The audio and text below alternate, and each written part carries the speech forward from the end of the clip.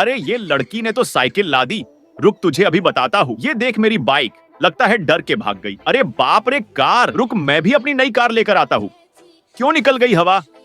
अरे नहीं रुक लड़की, मैं भी अपने दादाजी का ट्रैक्टर लाता हूँ। अब बता क्या है तेरे पास?